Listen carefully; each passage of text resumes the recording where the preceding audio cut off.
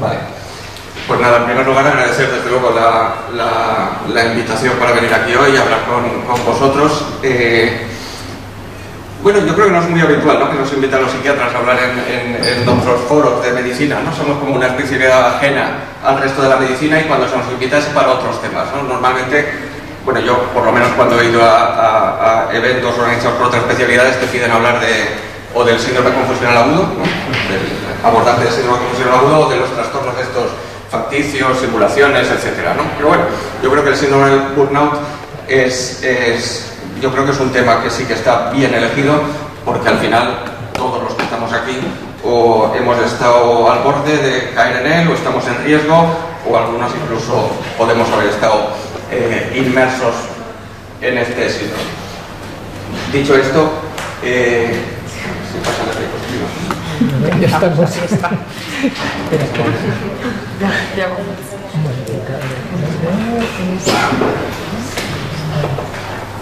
A ver.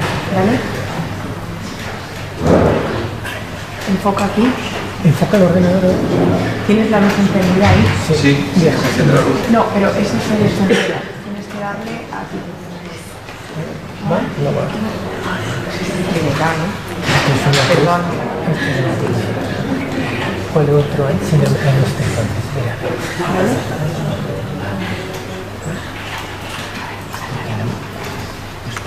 A ver ahora. ¿Dale?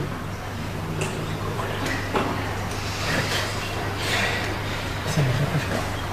No, esto tendrá que tener algo que ahí para... No, pues no será eso, sí, eso sí. negro. No, digo Bueno, esto negro no será. No, pero es... no, pero sí es de ropa. ¿No? A ver, ¿dónde estás? Está encendido en el aquí, ponte aquí. ¿Vale ahora? ¿No? Sí, ya está. Vale. Por ahí. No vamos a creer.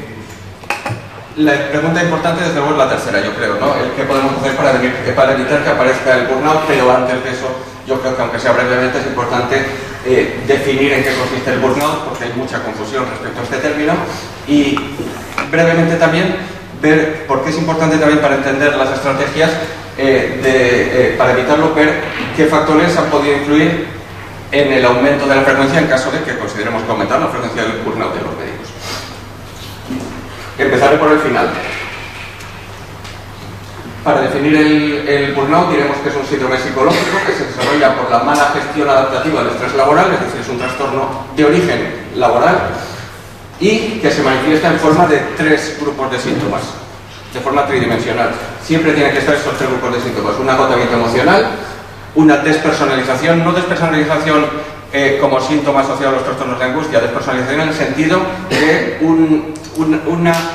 un alejamiento de factores más de tipo vocacional respecto al paciente, y una reducida, luego hablaremos un poco más de esto, y una reducida realización personal, es decir, la sensación de fracaso como profesional. Aparte de existir una mayor visibilización del problema, se está visibilizando más, este foro de hoy es un ejemplo de ello. Una serie de factores, tanto de índole social como individual, pueden estar incrementando la frecuencia de este trastorno o de este síndrome, y existen una serie de estrategias autoaplicadas que pueden ayudar a prevenir su aparición. Habrá muchas, hay hasta libros escritos sobre el burnout. Yo me voy a centrar en 4 de ellas. Una sería aceptar que en tu trabajo como médico pueden surgir situaciones estresantes y ver cómo podemos hacer para que no nos afecten tanto, para aprender a afrontarlas. Otra es ser consciente de tus limitaciones como médico, no podemos solucionarlo todo. La tercera sería eliminar el ruido mental que tenemos en la cabeza, y la cuarta sería identificar y eliminar prejuicios que tenemos en la cabeza. Al final el ser humano funciona con prejuicios, como veremos, y en caso de no poder prevenir su aparición, pues siempre estará a tiempo de solicitar ayuda profesional, ¿no? Los médicos ya sabemos que tenemos, supongo que conoceréis todos, hay un programa de colegio de médicos que puedes acceder a recibir tratamiento psiquiátrico en caso que lo necesites, y el colegio de médicos de todas las provincias se encarga de gestionar todo esto para que tú elijas dónde se te atienda. Es el programa PAIME, supongo que lo conoceréis. Bueno, Brevemente, el burnout desde luego no es lo mismo que una sobrecarga laboral. Muchas veces pensamos que estar quemado es lo mismo que estar con estrés laboral excesivo, o estar con una sobrecarga laboral es diferente. No es un distrés moral, es decir, no es el pasarlo mal por estar enfrentándote a situaciones relacionadas con la muerte y no poder hacer nada con ello, etcétera, ni es una fatiga de compasión ni ninguna cosa de estas. ¿Qué es el burnout? Pues como he dicho, es un síndrome psicológico que surge como consecuencia de la exposición a estresores laborales. Eso tiene que quedar claro, surge por un problema laboral en trabajos donde existe un intercambio relacional intenso y duradero entre el trabajador y el cliente, en nuestro caso el paciente, y que se manifiesta de forma tridimensional, es decir, estrés laboral en profesiones donde existe una interacción muy cercana con el cliente, y la medicina yo creo que es uno de los trabajos en los cuales hay una interacción más cercana con nuestros clientes, que son los pacientes. Otro ámbito donde hay mucho burnout podría ser el educativo, donde también hay mucha interacción. Los tres grupos de síntomas: el primero sería el agotamiento emocional, los sentimientos de no poder dar más de sí. La persona con burnout piensa que ya no puede soportar la situación y cae en sintomatología más de tipo ansioso-depresiva. La despersonalización, que como he dicho no tiene que ver con la despersonalización como síntoma del trastorno de angustia, son actitudes de rechazo, de indiferencia y de frialdad hacia los pacientes, en nuestro caso, es decir, ya incluso actitudes de cinismo hacia ellos, ya no, como que no te caen bien los pacientes, ¿no? Cuando antes era algo que ejercías con vocación.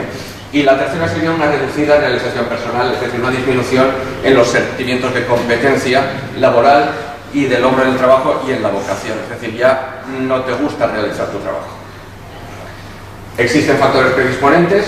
Bueno, simplemente por mencionar algunos, pues el contacto directo con el sufrimiento, con la muerte, en la disminución del valor social de la medicina. No es lo mismo ser médico ahora que lo que podía ser hace 40 años, la consideración a nivel social que tenían los médicos entonces, la sobrecarga laboral por las excesivas horas, excesivos pacientes, patologías poco reversibles, carencia de recursos, presión horaria, etcétera, muchos factores, menor tiempo de formación, demora de denuncias y que se desarrolla de forma paulatina.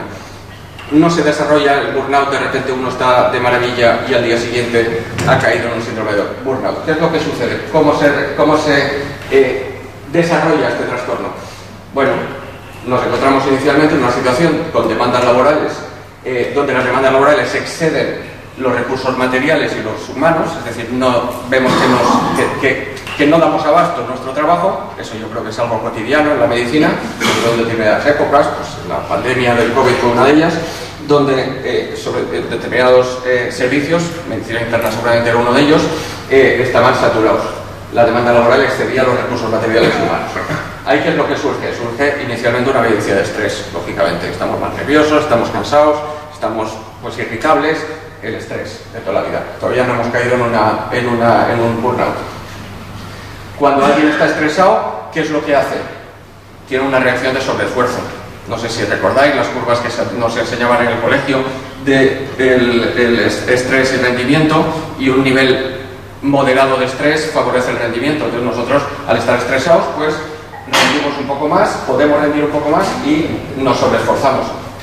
Hay veces que eso es suficiente, pero hay veces que pese a la reacción de sobreesfuerzo hay una vivencia de pérdida del control sobre el trabajo. Es decir, decimos, no, me estoy sobreesforzando, estoy dando todo de mí, me estoy quedando más horas de la cuenta y no puedo con ello, el trabajo está pudiendo conmigo. Y cuando pasa eso, siempre aparece sintomatología ansioso-depresiva, fatiga, irritabilidad, pues los síntomas ansioso-depresivos normales que todos conocemos. Todavía no estamos en el burnout. De momento ahí estamos en un cuadro ansioso-depresivo, llamémoslo patológico o no, pero estamos simplemente con sintomatología ansioso-depresiva. No hemos caído en los síntomas que hemos definido anteriormente. ¿Cuándo caemos? Cuando activamos los mecanismos de defensa. Mecanismos de defensa en sentido amplio, es decir, no pensemos únicamente en los mecanismos de defensa clásicos, freudianos, de proyección, negación, represión, etc. Son aquellos mecanismos que utilizamos como seres humanos para sobrevivir en la jungla, que en este caso la jungla es el hospital, la consulta, lo que sea, esos mecanismos de defensa que utilizamos. Y cuando activamos estos mecanismos de defensa es cuando desarrollamos el cuadro clínico completo. Es decir, si no activáramos esos mecanismos de defensa, no desarrollaríamos este cuadro. Y el cuadro clínico completo, lo repito de una vez más, agotamiento emocional, despersonalización y una reducida realización personal. ¿Ha aumentado la frecuencia del burnout de los médicos? Bueno, antes de eso, un par de trastornos psiquiátricos que seguro que son familiares para vosotros. Yo diría, ha aumentado la frecuencia del TDAH, conocéis, trastorno de atención con hiperactividad, el TDAH, seguro que lo conocéis. ¿Ha aumentado? Pues bueno, entre el año 2000 y el año 2018, en los adolescentes de 10 a 17 años, se ha multiplicado prácticamente por 4 el diagnóstico, tanto en chicos como en chicas, de TDAH. Pero si cogemos los adultos, es que prácticamente en el año 2000 no había TDAH y ahora hay entre 300 y 400 casos por cada 10.000 habitantes en hombres y alrededor de 80 por cada 10.000 en mujeres. Ha aumentado la incidencia y la prevalencia del TDAH. ¿Qué pasa con los trastornos del espectro autista, con el Asperger, por ejemplo? Pues un 800% desde el año 2000 hasta el año 2020. Es decir, se ha multiplicado por 8 el diagnóstico. Esto no puede ser porque de repente haya aparecido un factor causal que aumente el riesgo de Asperger o de TDAH. No puede ser. Tiene que haber otros factores que estén influyendo en eso. Y esos factores seguramente también estarán influyendo en que se vea un aumento en la frecuencia del burnout entre los médicos, en este caso, pero también en otras profesiones. Y esos factores serán tanto de tipo de mayor visibilización, pero también podríamos hablar de cambios sociales y cambios individuales que, como decía al principio, son importantes para entender qué podemos hacer para no caer en ese burnout. Mayor visibilización, bueno, podríamos haber puesto aquí una foto del programa de hoy y veríamos que estamos hablando de ello cuando realmente hace 10 años seguramente no se hablaría de esto, pero bueno, carteles, libros, como decía, campañas, etcétera. Bueno, si algo que no se visibiliza, no existe. Algo que se visibiliza mucho, pues existe mucho. Y este puede ser uno de los factores que parece que estén aumentando este realmente no sería un aumento del burnout, sería un aumento de la visibilización del burnout. Pero hay otros factores, cambios sociales, por ejemplo, que pueden estar influyendo en todo esto. Bueno, realmente la gente muchas veces se dice, es que la gente estos últimos años está como de mala leche, ¿no? Está cabreada, está irritable. Esto lo vi el otro día en internet, una nota de alguien que había puesto en el vecindario, ponía, como me volvéis a despertar, pongo una queja en la comunidad, vuestros hijos son vuestra responsabilidad. Bueno, pues así anda la gente hoy en día, ¿no? Hay abogados que se publicitan diciendo que esto parece una colegio de un médico más que un abogado. Abogados especialistas en negligencias médicas. Y ponen, porque sabemos que tu salud no tiene precio, no te la juegues. Nosotros te asesoramos, es decir, parece que sea un médico. Como tu salud no tiene precio, no te la juegues, ¿no? Y hace un seguro médico, pues no. Hace un seguro con los abogados para demandar al médico. Y las campañas contra las agresiones de los médicos, evidentemente, han aumentado. Esto es una realidad. Esto es una realidad que ha aumentado, sobre todo las agresiones. Las denuncias contra los médicos yo creo que no han aumentado y prácticamente no tienen recorrido, lo cual es algo que nos asusta, pero tienen muy poco recorrido. Y los protestas vecinales pues sí que han aumentado. Pero cambios individuales también ha habido. Cambios individuales en las personas que nos dedicamos a la medicina, entre a lo mejor los que llevamos 30 años y o 25 años ejerciendo y los que lleváis menos tiempo ejerciéndolas. Los que estáis aquí, hasta que empezasteis la carrera de medicina, seguramente estabais en el podio. Es decir, hoy en día para estudiar la carrera de medicina hay que tener 10 en todas las asignaturas y en selectividad o en el SEPAU, que se llama ahora, ¿no? Tener una nota altísima. Es decir, personas con un nivel de rendimiento altísimo y con una capacidad muy alta para poder estudiar la carrera de medicina.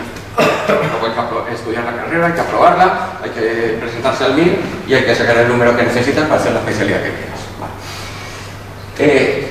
Estas personas que les ha ido bien a lo largo de su vida académica, de repente llegan al hospital y hay un cambio tremendo, ¿no? entre tu vida académica y tu vida profesional, en el cual ya te sientes un poco cuestionado, porque realmente llega te instalas en un sitio donde eres el que menos sabes en ese momento. Tú empiezas de R1 y por primera vez en tu vida eres el que menos sabes de todos, porque en los estudios eras el mejor de la clase o de los 2 o 3 mejores de la clase. De repente ya eres de los que menos sabes, ¿no?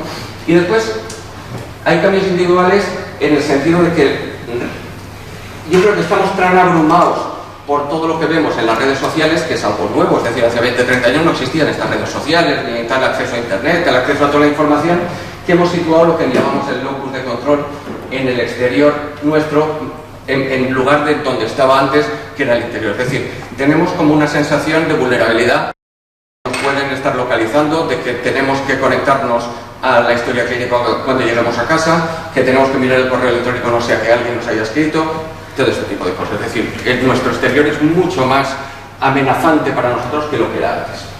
Y estos cambios son evidentes que han surgido, y estos cambios evidentemente habrán cambiado la frecuencia con la que aparecen. Bueno, y vamos a lo importante. ¿Qué podemos hacer para que evitar que aparezca, por lo menos para disminuir el riesgo? Evitarlo es imposible que lo evitemos, pero por lo menos disminuir el riesgo de caer. Bueno, había dicho 4 eslóganes. Acepta que tu trabajo puede surgir situaciones estresantes, sé consciente de tus limitaciones, elimina el ruido mental e identifica y elimina perjuicios. Bueno. Respecto a las situaciones estresantes, bueno, yo diría que los budistas dicen que el dolor es una parte inherente a la condición humana, es decir, no existe vida humana sin dolor. Yo diría que el estrés, o por lo menos la posibilidad de que surjan situaciones estresantes, es una parte inherente a la práctica de la medicina, lo tenemos que aceptar. Es decir, ¿por qué? Bueno, estamos confrontados directamente con el dolor, con la muerte, en el día a día estamos siempre con ello. Perdón, justo aquí déjame así. Establecemos o aparecen relaciones conflictivas en ambientes de ansiedad, cuando hay pacientes difíciles, en situaciones de urgencias, pues tenemos que lidiar con compañeros que a lo mejor no están haciendo lo que nosotros queremos, o nos dicen o critican lo que estamos haciendo en ese momento. Estamos sometidos a cambios organizativos, a conflictos grupales. Nos tenemos que enfrentar a expectativas sociales poco realistas. Estoy hablando de los pacientes, que a lo mejor piensan que nosotros tenemos que solucionarles el problema, porque hoy en día tenemos que solucionar los problemas. No nos piden que a ver si podemos hacer algo por ellos, sino que nos piden solucionen el problema. Con el añadido que ahora, cuando la gente viene a una consulta médica, realmente tenemos que ser conscientes de que viene a una segunda opinión. La primera se la ha dado Google, ¿no? Y la segunda ya se la vamos a dar nosotros. Antes, como mucho, la primera opinión se la ha dado la vecina, ahora ya directamente consultan en Google y saben mucho más que nosotros y nos critican por eso. Incertidumbre en cuanto a nuestros resultados.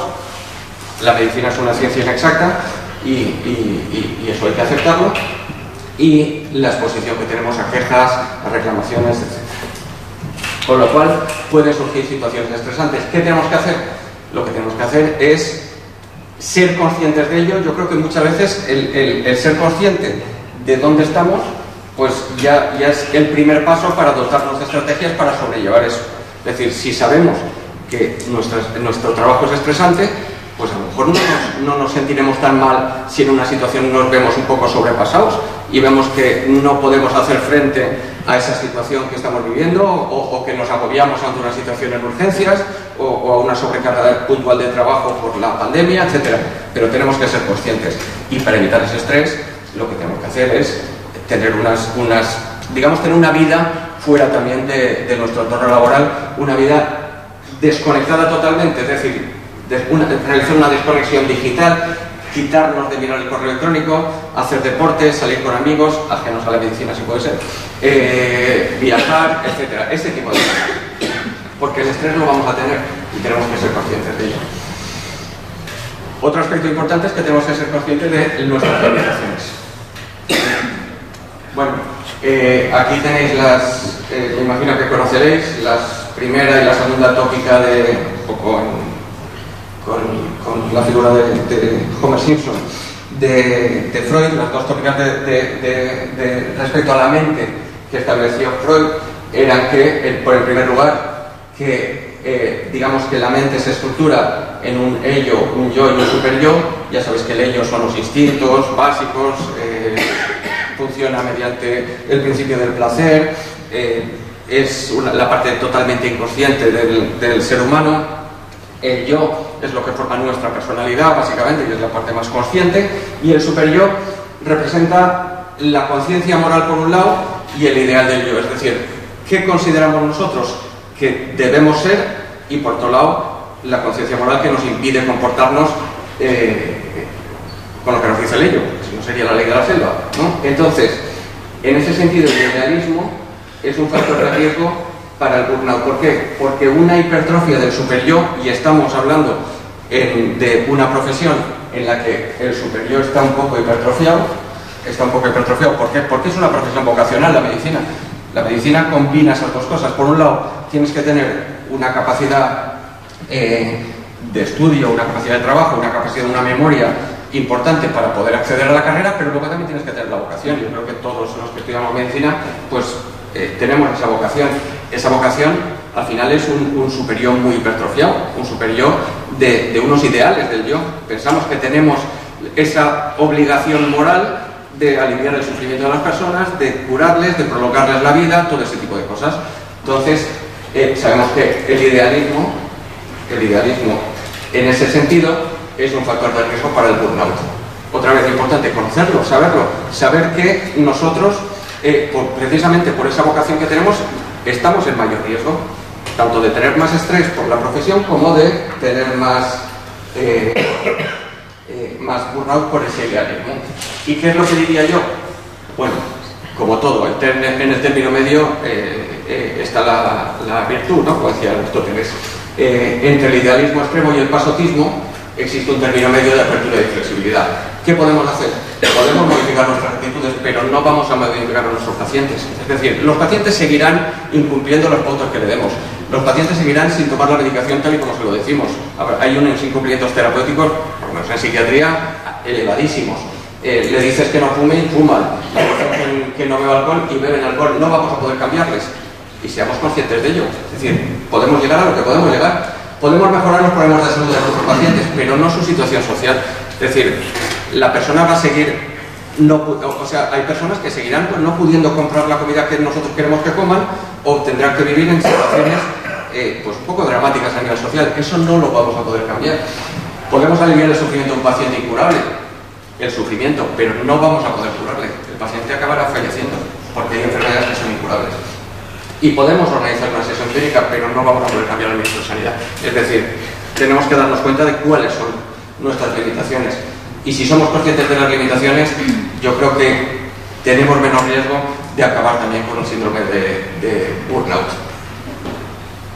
Otra cosa que es importante, identificar y eliminar prejuicios. Todos tenemos prejuicios. Un modelo básico del modelo cognitivo te diría que los acontecimientos activadores, tanto internos como externos, sobre todo los externos, provocan las emociones, cualquier emoción de ira, de miedo, de tristeza, de alegría, lo que sea.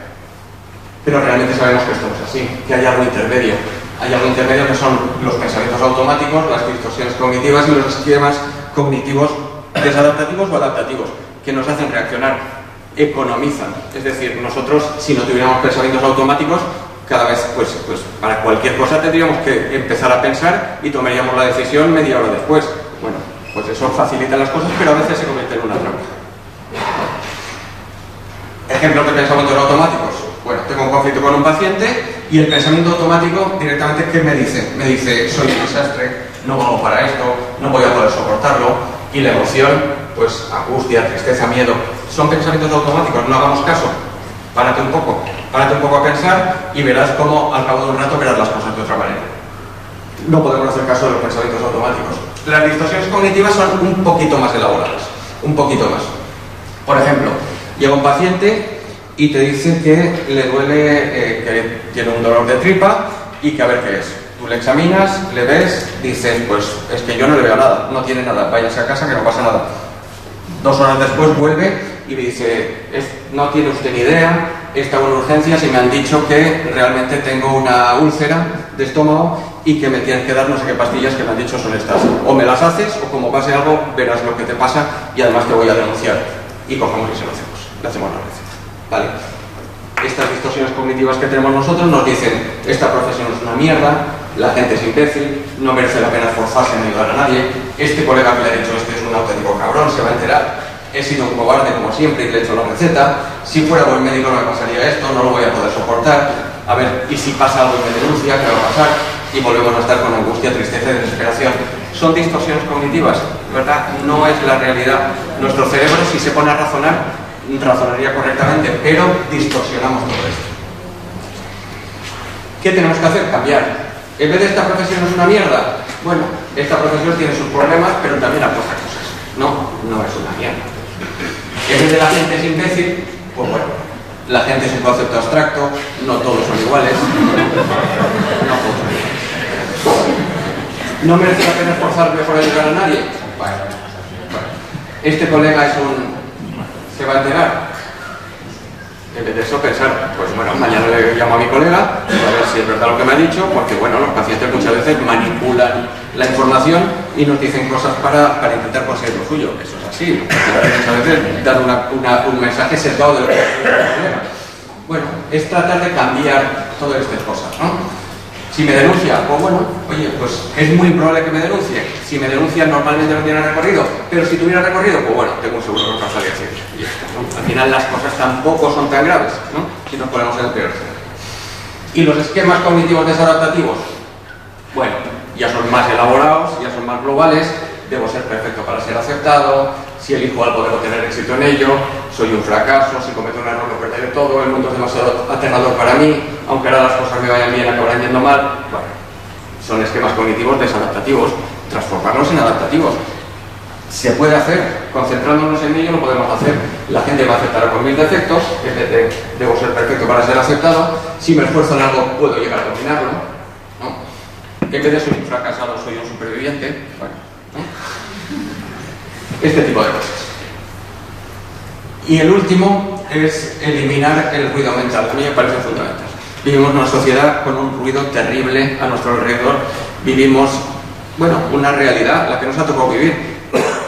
Hace unos años, tampoco tantos, hace 20 años, cerrabas la consulta o te ibas del hospital y hasta el día siguiente, igual, o sea, el día siguiente llegabas al hospital o a la consulta y si sabías cómo te enterabas en ese momento. ¿No? Hasta ese momento no te enterabas de nada. Eso ha cambiado. Ahora mismo tenemos el teléfono móvil siempre con nosotros para que nos llamen, el WhatsApp, el correo electrónico, la historia clínica con acceso remoto desde casa. Es decir, no podemos desconectar y tenemos un ruido mental tremendo. Y hay que vivir el presente. Es decir, se trata de no eliminar el pasado ni eliminar el futuro. Realmente el pasado no lo podemos cambiar. ¿Para qué pensar en él si no vamos a poder cambiar nada del pasado? Y el futuro realmente no existe. Esto parece una perogrullada, pero el futuro no existe. El futuro va a existir cuando sea presente, con lo cual no existe el futuro. Es presente. El futuro solamente existe cuando se hace presente. ¿Y cómo hacemos esto? Bueno, pues lo haríamos como prestando atención de una manera especial. Prestando atención a las cosas, pero de una manera diferente. De una manera más parecida a la que podemos estar haciendo ahora mismo. Ahora mismo estamos prestando atención a lo que estamos haciendo, ¿no? Y estamos prestando atención a eso y olvidándonos de todo lo demás. Espero que sí, olvidándonos de todo.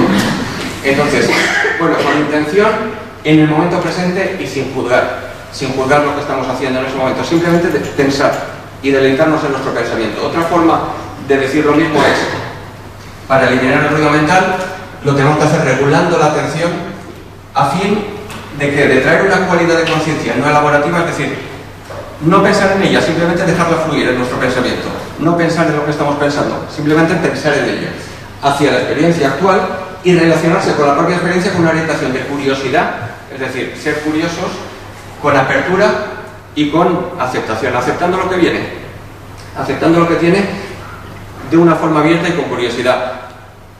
Y yo añadiría, siendo conscientes de la impermanencia de las cosas. Esto parece muy budista, muy tal, bueno, todo es impermanente. Es decir, las cosas acaban pasando.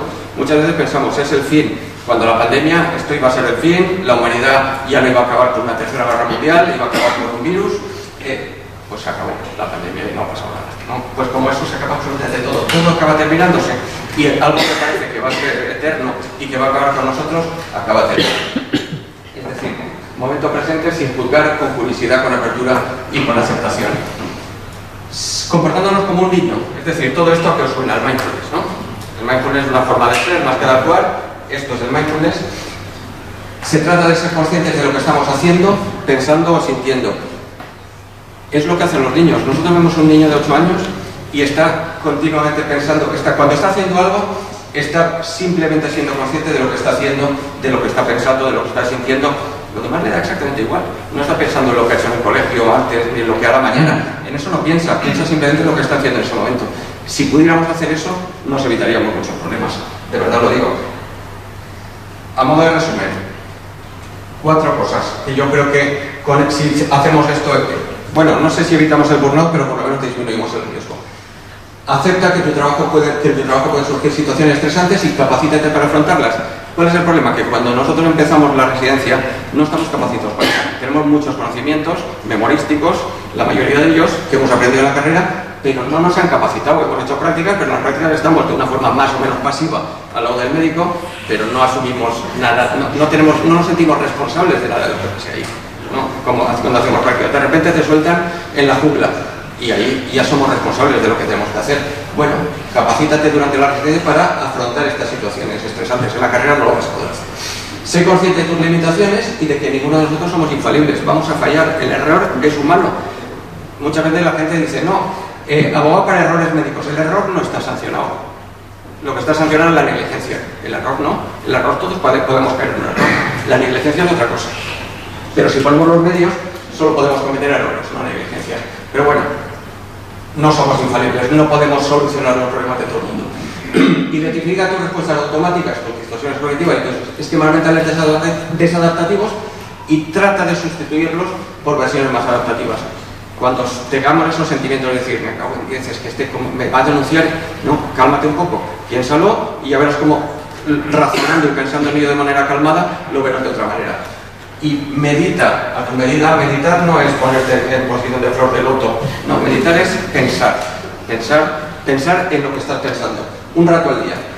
Y aparte de ese rato al día, vive el presente en todo momento con curiosidad, con apertura, con aceptación y siendo conscientes de que nada es permanente y de que todo acabará pasando. Y de que los problemas se acaban solucionando, se acaba solucionando todo. Con lo cual, esto es todo lo que quiero decir y ahora me someto a vuestro interrogatorio.